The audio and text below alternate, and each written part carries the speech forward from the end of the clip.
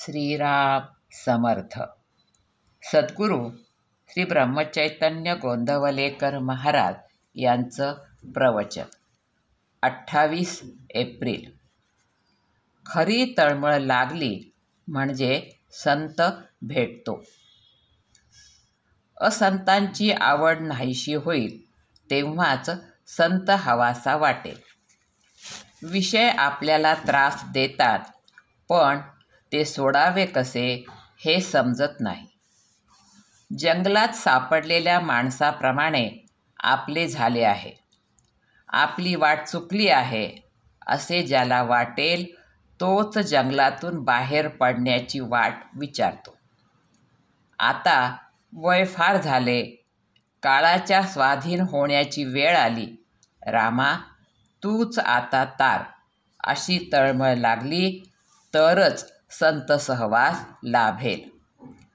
सत्संगत हवी असे आपण म्हणतो खरे, पण मागतो मात्र असत. मग आपल्याला सत्संगत कशी मिळेल? स्वतःला कसे विसरावे हे कळण्याकरताच संताला शरण जावे. आपले विस्मरण म्हणजे भगवंताचे स्मरण. वडील दूर आहेत, त्यांचे पत्र नाही म्हणून काळजी करतो, पण जन्मापासून भगवंत दूर आहे त्याची तळमळ का लागू नये? आपण नामस्मरण करतो, पण ज्याचे नाम घेतो तो कोण असा विचार करतो का? विषय सोडल्याशिवाय राम कसा भेटणार? रामही हवा आणि विषयही हवा, हे जुळणार कसे? मला जोपर्यंत चिमटा घेतलेला कळतो तोपर्यंत कर्ममार्गाने जाणे जरूर आहे. कर्ममार्ग सांभाळताना करता मी नव्हे ही भावना सांभाळणे जरूर आहे. जो खरा अनुभवी आहे तो बोलणारच नाही, आणि बोललाच तर तो अगदी थोडे बोलेल, तो उत्तम होय.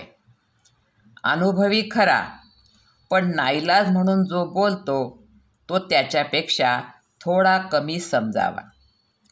कोणीतरी बोलल्याशिवाय लोकांना कळणार कसे, म्हणून हे लोक कमीपणा पत्करूनही पुष्कळ बोलतात, परंतु अनुभव नसताना उगीच शब्द पांडित्य करणारे हे अगदी खालच्या दर्जाचे होत.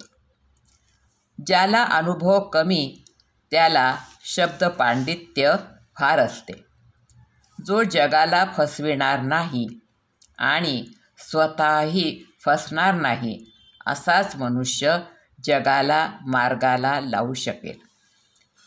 कित्येक साधू दगड मारतात किंवा शिव्या देतात, तरी लोक त्यांच्या मागे लागतात, कारण त्यांच्या शिव्या देखील आशीर्वादाप्रमाणे असतात.